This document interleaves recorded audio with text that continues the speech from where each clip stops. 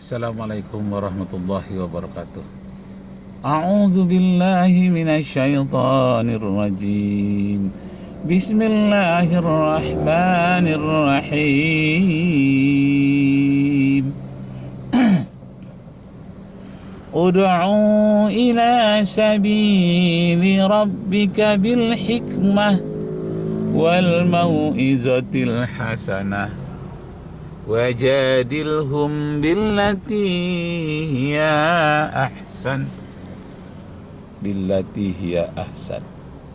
Surat An-Nahl ayat 125. Sebentar ini apa Ibu Surat? Ini seorang ibu, ini sejak 10 tahun yang lalu sudah bermenung di sini. Asalnya katanya dari Pariaman, tapi ketika ditanya mau bekerja apa, dia tidak menyebutkan apa pekerjaannya yang diinginkan atau menjadi pembantu rumah tangga atau apa. Tapi ada ketika saya masukkan di YouTube, ada yang berkomentar, "Pak, laporkan saja orang ini ke panti sosial, departemen sosial. Semoga dia dapat bantuan dalam bidang pekerjaan atau dari masalah yang dia hadapi." Nah, baiklah Bapak Ibu saudara-saudara sekalian, kembali kita kepada kisah-kisah lucu yang ketiga kali ini saya sampaikan. Ya, kisah lucu orang-orang di dalam sholat di bulan puasa, Bapak Ibu saudara sekalian. Suatu kejadian di bulan puasa Ramadan. Nah, orang banyak mengantuk di bulan puasa itu karena lambat tidur, akibat sahur juga.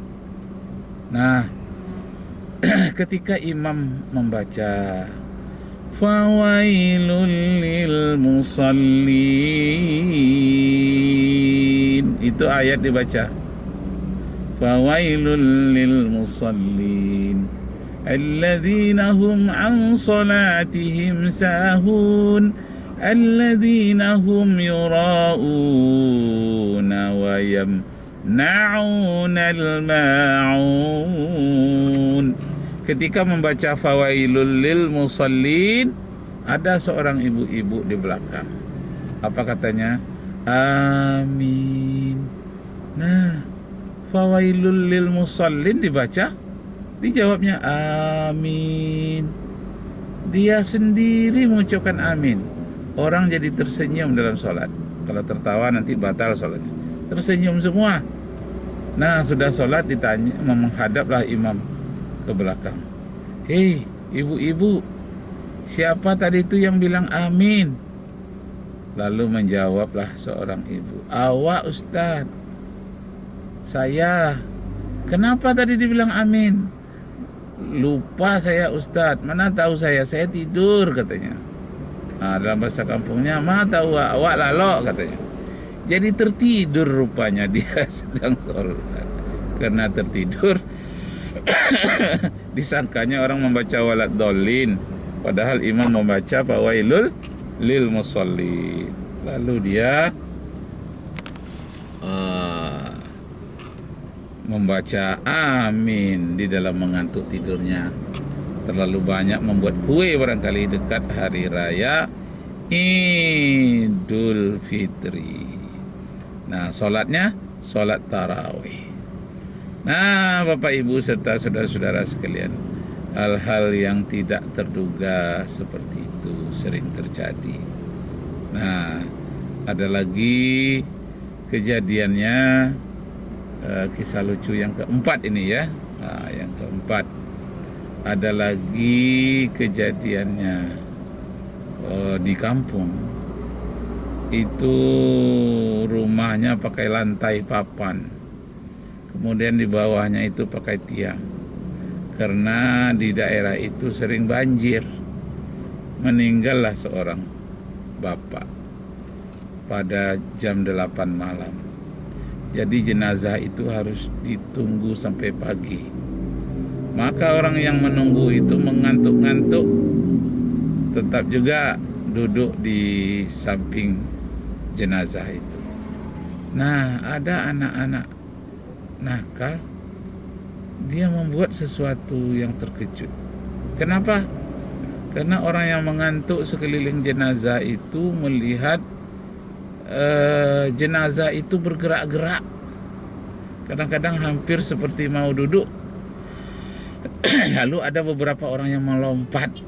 Apa katanya? Uy, mayat hidup katanya. Nah, lalu rupanya ada orang yang tahu. Ada rupanya anak-anak di bawah, ditolaknya pakai kayu. Ke kayu, jenazah itu tentang kepalanya, ditolaknya jenazah tentang kayu, tentu bergeraklah sedikit naik, kira-kira 1 jengkal. Nah, orang yang mengantuk-ngantuk tadi berhamburan lari. Kenapa? Disangkanya mayat itu hidup. Padahal tidak. Mayat itu tidak hidup.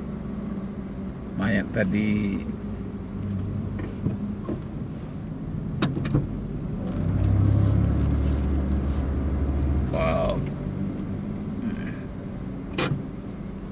mayat tadi tidak hidup.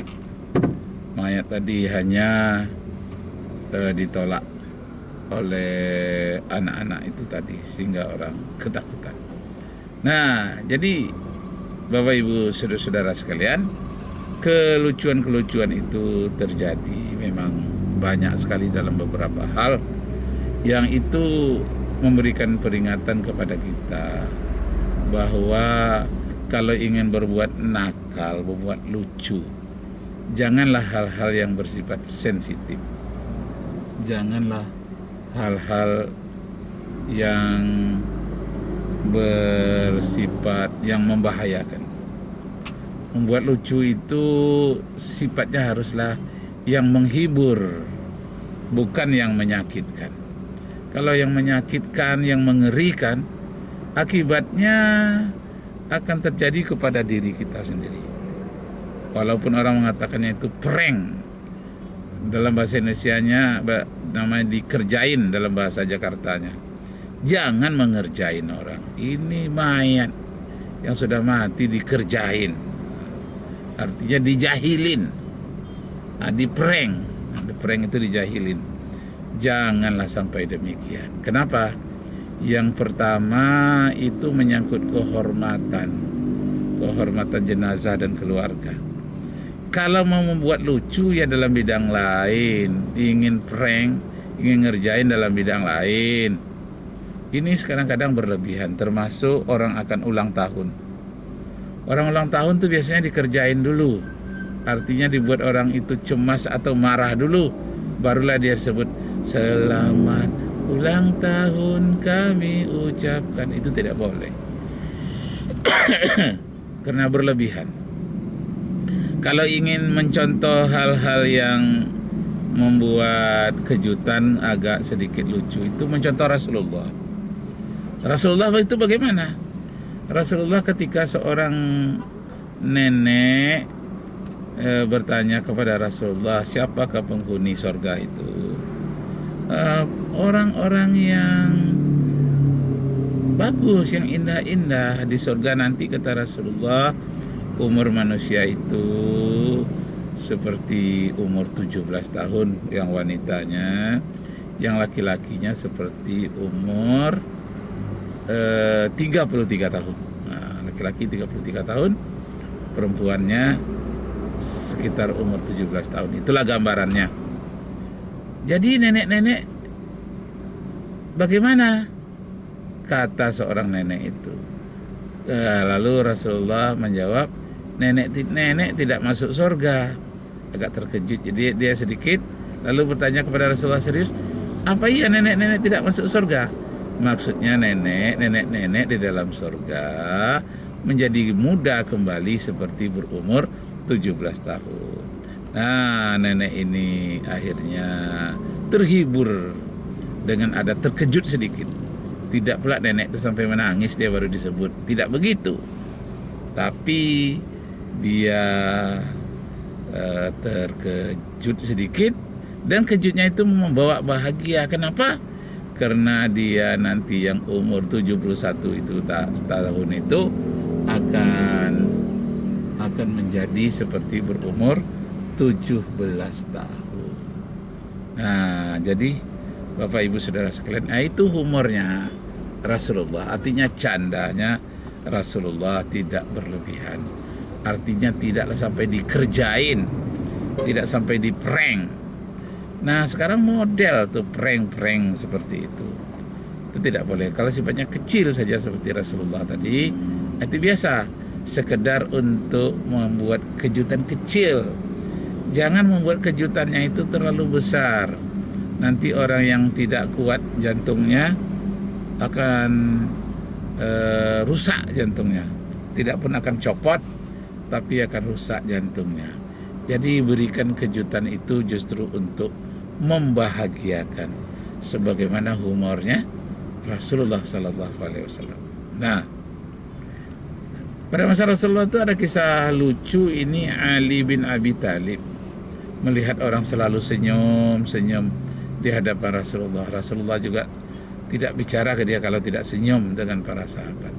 Pokoknya senang berhadapan dengan Rasulullah itu.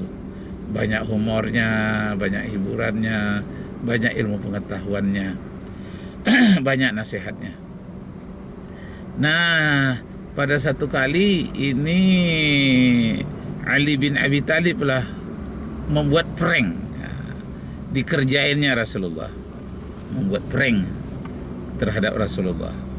Ketika memakan kurma di suatu tempat, berkeliling para sahabat makan kurma bersama dengan Rasulullah.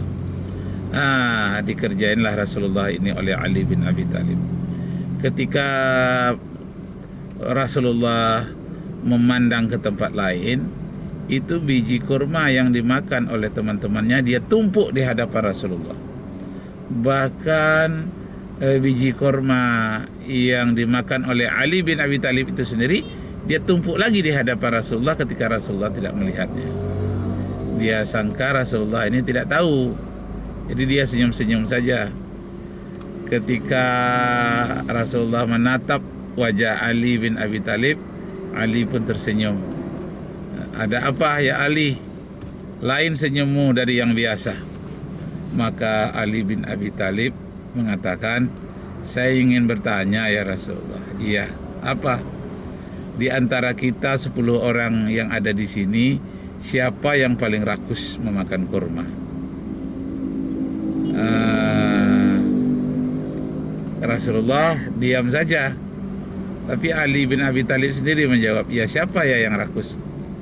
Kata Rasulullah kepada Ali, yang rakus makan kurma itu engkau ya Rasulullah. Kenapa saya? Kata Rasulullah. Iya, saya bisa membuktikannya. Apa buktinya? Itu biji kurma banyak di hadapanmu. Engkaulah yang paling rakus makan kurma. Rasulullah tersenyum membalas ucapan dari Ali bin Abi Thalib. Lalu Rasulullah tersenyum dan mengatakan, hei Ali, benar saya yang paling rakus memakan kurma ini. Akan tetapi serakus-rakusnya saya, kata Rasulullah, biji kurma tidak saya makan. Buktinya ini biji kurma menumpuk di hadapan saya. Tapi kamu sebetulnya yang rakus, wahai Ali. Kenapa? Rakusnya kamu memakan kurma, dengan biji-bijinya kamu makan sekalian. Kenapa? Karena tidak ada biji kurma di hadapanmu. Tersenyumlah para sahabat mendapatkan balasan prank balik dari Rasulullah. Memang di hadapan Ali tidak ada satupun biji kurma.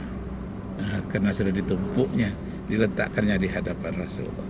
Seluruh sahabat merasa terhibur mendengar pembalikan kata-kata dari si Rasulullah itu. Sangat menyenangkan. Nah, jadi Bapak Ibu saudara sekalian, itu Rasulullah mengajarkan kepada kita boleh membuat prank kecil, boleh ngerjain kecil, tapi sifatnya menghibur, sifatnya menyenangkan keakraban, bukanlah sampai menyebabkan orang menjadi susah hati, bukanlah menyebabkan orang jadi gelisah. Sudah sangat gelisah orang, baru disampaikan yang sebenarnya. Ini kadang-kadang bisa berbahaya. Bisa menyebabkan salah paham yang agak panjang. Jadi kalau ingin buat prank, kejutan, yang kecil-kecilan saja. yang paling menyenangkan seperti yang dilakukan oleh Rasulullah Sallallahu Alaihi Wasallam. Nah, demikianlah Bapak Ibu serta saudara sekalian, kisah lucu, humor, ya, tapi kejadian asli ini cuma mengandung kelucuan kecil bersama dengan Rasulullah. Nah, ada hadis dalam satu hadis dinyatakan oleh Rasulullah SAW, berilah ucapanmu, pergaulanmu dengan humor seukuran makanan diberi garam. Nah, jadi humor canda itu boleh, tapi ada ukurannya, seukuran makanan diberi garam. Kalau tidak ada humornya, tidak diberi garam, tentu hambar makanan tadi. Tapi kalau terlalu banyak garamnya, malah tidak termakan. Jadi sedikit saja diberi humor itu. Nah, untuk penyegaran sementara. Nah, seperti itulah yang diajarkan oleh Rasulullah Sallallahu Alaihi Wasallam. Demikian Bapak Ibu serta saudara sekalian, semoga Allah Subhanahu Wa Taala meridai kita semua. Kita sekarang ini berada di Jalan Subrantas, Jalan Raya Pekanbaru Bangkinang. Sekarang masih di hadapan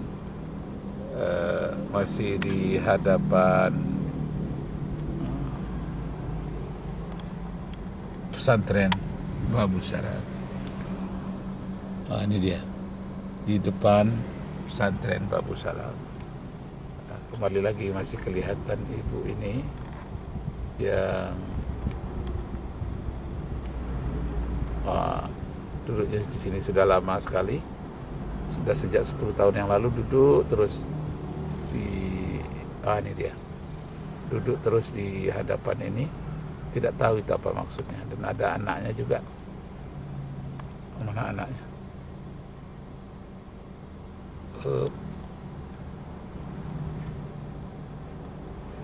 Ya.